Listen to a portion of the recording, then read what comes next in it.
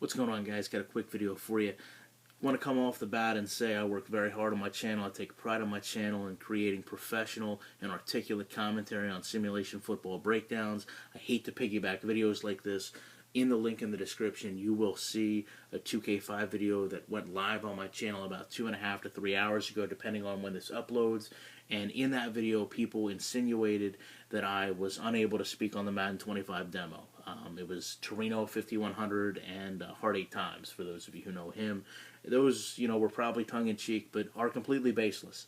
Now, my camera's a bit fritzy right now, so I threw down my Koamisi jersey, one of my favorite players in the game, and we can certainly talk out the demo. Ask that you do me a favor, hit the like button, subscribe to my channel, leave your criticism in the comment section, because obviously I read it. In this case, I'm responding to it.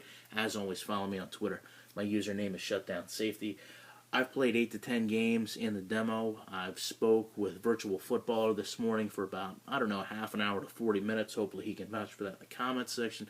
I also conferred with a good friend of mine that a lot of my online gameplay comes from.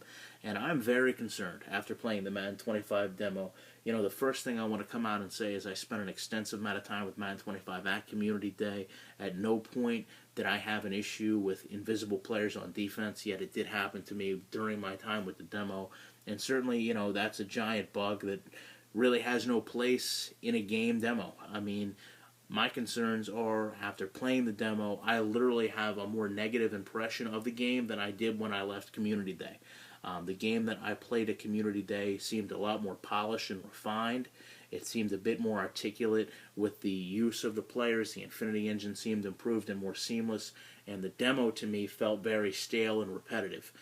When I played it, I had a hard time differentiating between players and teams. For that matter, I felt that the team selection was poor, although I understood where they come from. I don't feel that they gave you enough variation in players to have a good experience with the precision modifiers. I also felt that the fixed camera angle was a bad idea, although I appreciate that camera angle and like it. I understand that not everyone will want to play with that. I also did not like the fact that some of the goals in the training were unable to be achieved. It seems like there was a glitch with those as well. And, finally, I appreciate the fact that there were strides made in the connected careers in the franchise mode, because as a gamer, that's where I spend a lot of my time. But I also understand that, people don't want to see a video about that anymore. I think we all understand that EA has lost its pass, quote-unquote, on a few things, and I can certainly understand the concerns and outcry of the community that says, why are you showing me this video? I want to see it and know that it's there, because I don't have the same faith that I had in this game 5 to 7 years ago. Now, also on the other side of that, I think we can all understand and respect the fact that nobody's going to come out with a demo that's a full season that you play through. But those are the issues that I felt really plagued the game. It does play an awful lot like NCAA 14. Some of the issues that NCAA 14 seem to be echoed in that demo, which concerns me as well. As far as basing a purchase off that, I mean, that's completely, your prerogative. I'll be up front with you. Apparently my copy of the game is on the way, if not going to be on the way, and I'm sure that's whether this video gets seen there or not. So I'm not in the same situation you are. It's hypocritical, it's untruthful of me to pretend that I am, because I'm not in that situation, nor have I ever been one to tell you save 65, don't buy the game. It's just never been my situation. I've never rated a game on a scale of 1 to 10 for that matter, except I think one time with Digital Pigskin I did that.